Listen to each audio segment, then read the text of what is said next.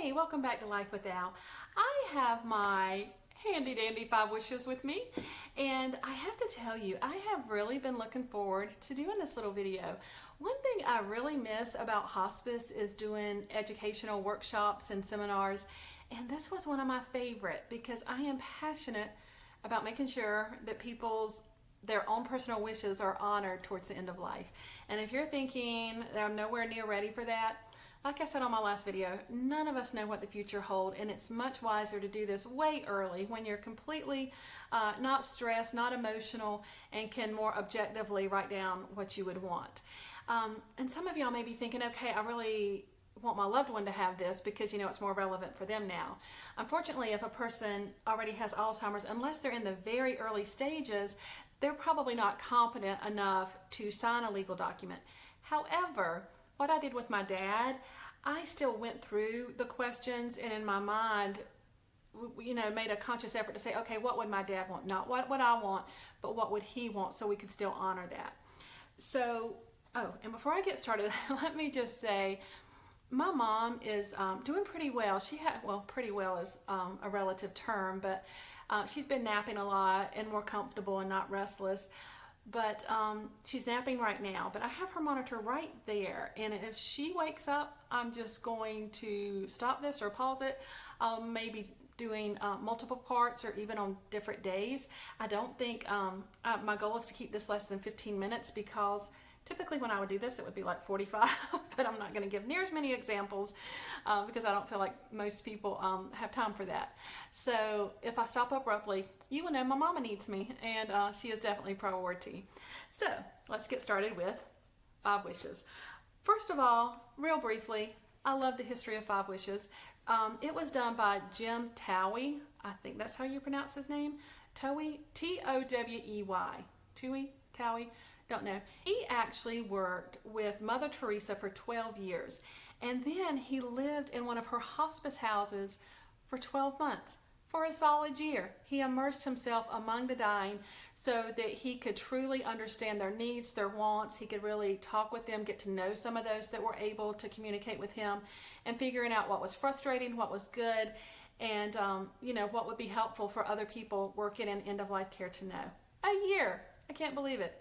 Anyway, when he came out of that, he decided he wanted to create 5 wishes so that other people could really make their wishes known in advance. So that's why we have this beautiful tool now, which is legal in 42 states.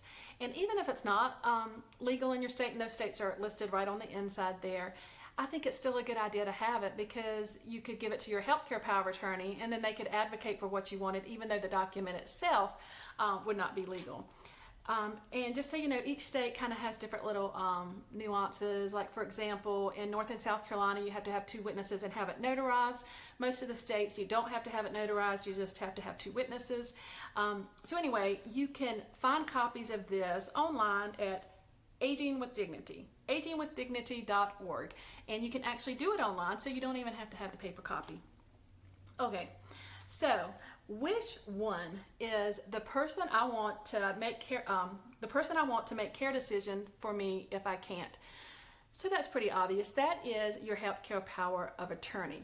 Let me point out that's not the same as durable power of attorney. So if you need things over your estate, financial decisions, all of that, you definitely need to talk to an attorney. This is simply for healthcare, but this could replace your healthcare power of attorney because I feel like it's more specific than most states' healthcare power of attorney.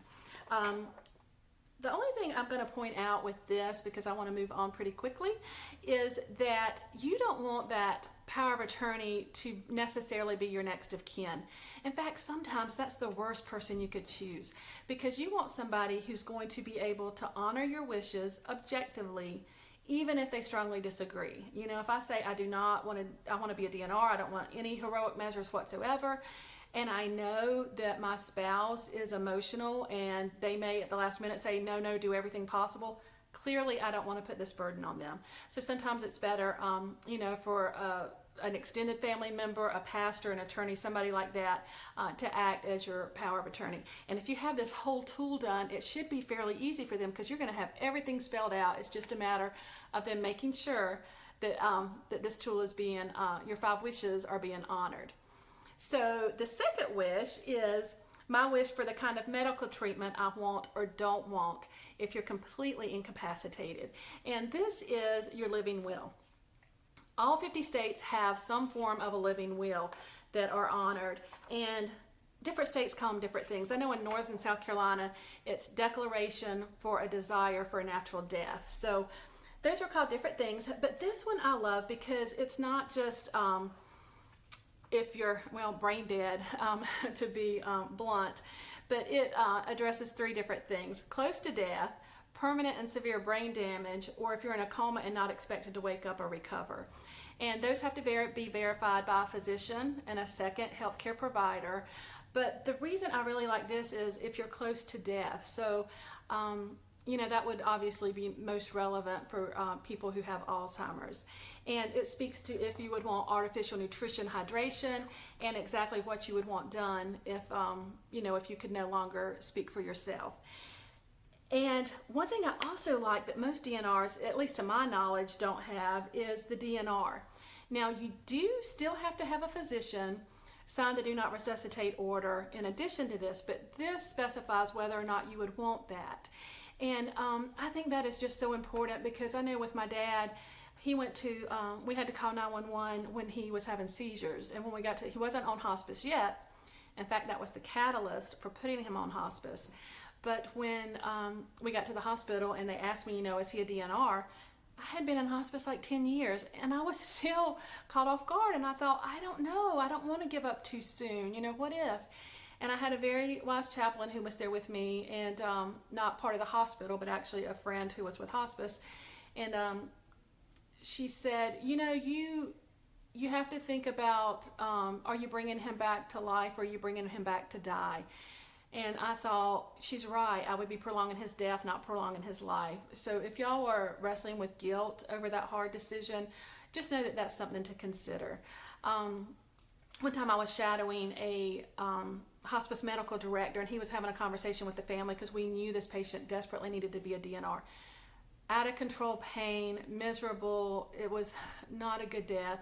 And they still wanted him to be resuscitated, which y'all, I don't mean to be graphic, but if you do it at that state, you're breaking ribs, you're causing such immense pain. So we were adamant, this patient needed to be a DNR.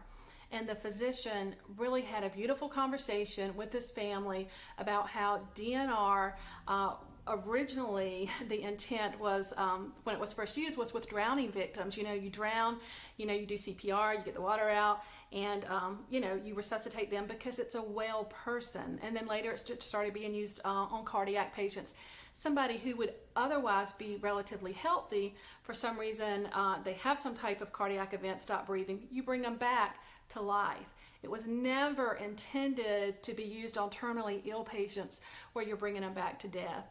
And so I remember after he explained that to the family, they got it. But I think sometimes culturally we hear DNR and it just sounds like, oh, we're giving up, we're not trying.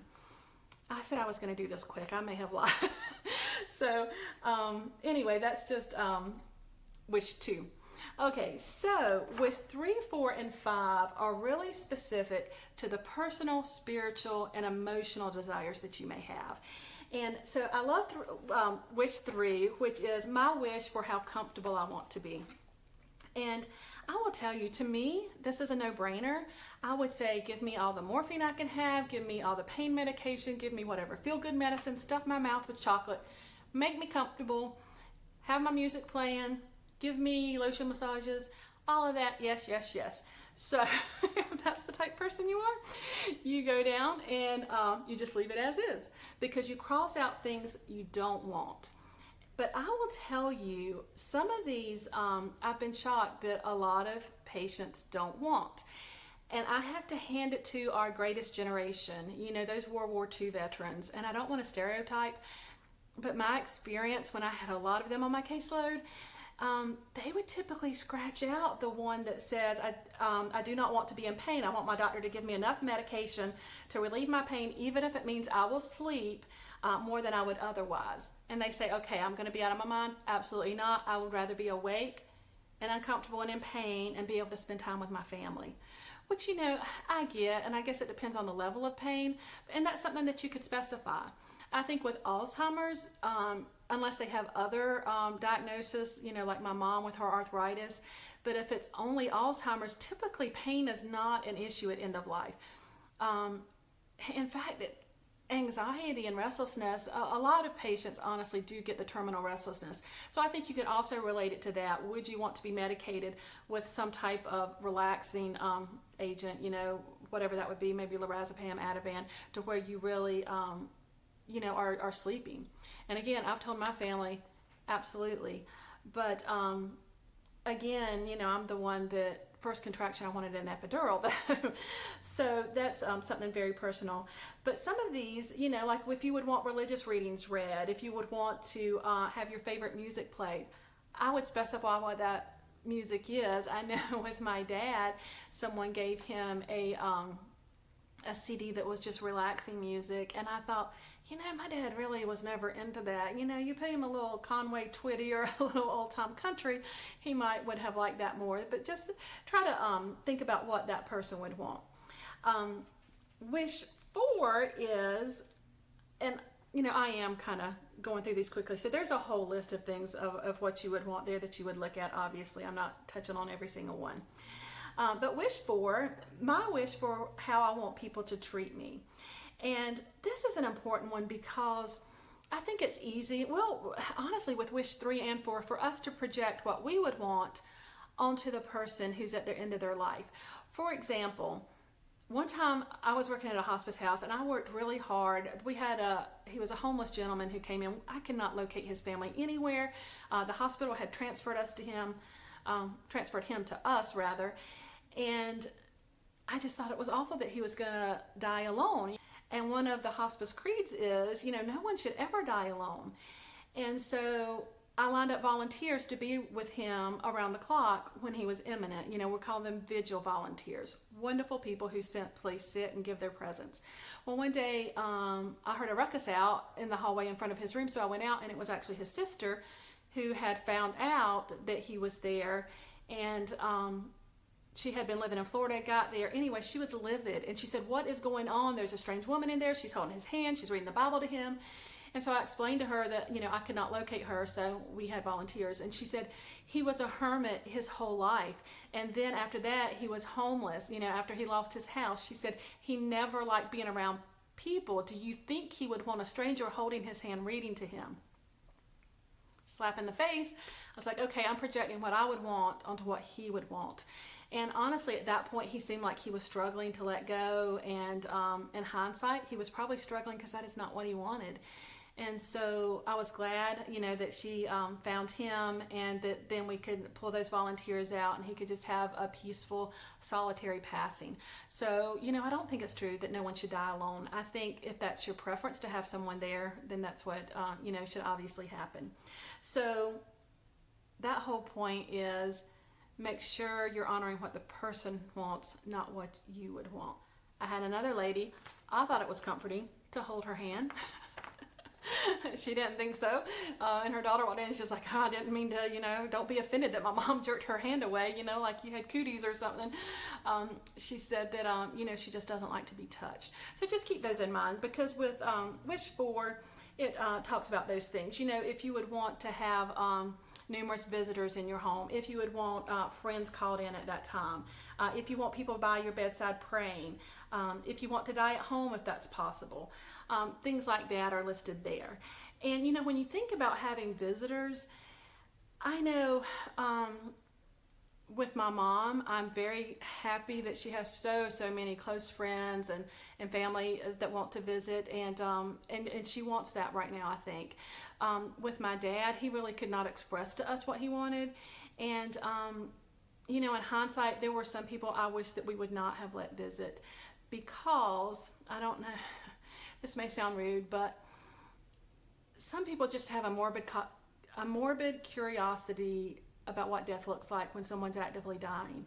And I think it's very disrespectful if someone has not been involved, has not visited when they were able and the person was coherent, and then they find out they're actively dying, and then they're, I want to see them, and you think, if you know the person, hopefully you know well enough, okay, is it a well-meaning person that truly needs to say their goodbye?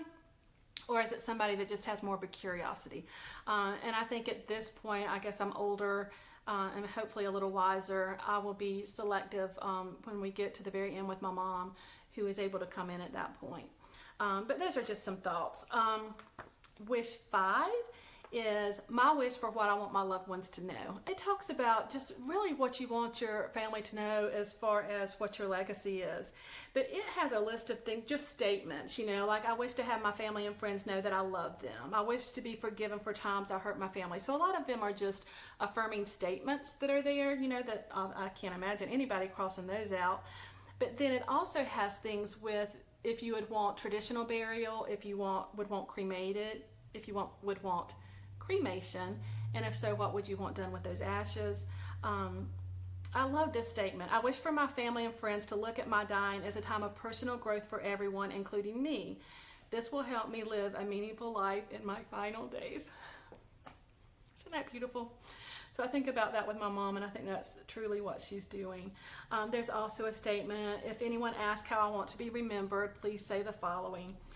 If there's a memorial service, this is what I would want. And then there's a place for you just to kind of do your own funeral planning.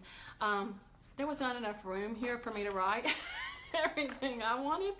I'm very specific. But I hope that didn't seem too depressing for anyone. You know, I think all of us are going to die. You know, obviously, with our family member, it's just so important for us to honor their last days the best we can. And that tool, 5 Wishes, is the best way I know how to do that. So anyway, I hope that may have been helpful for someone. Until next time, take care.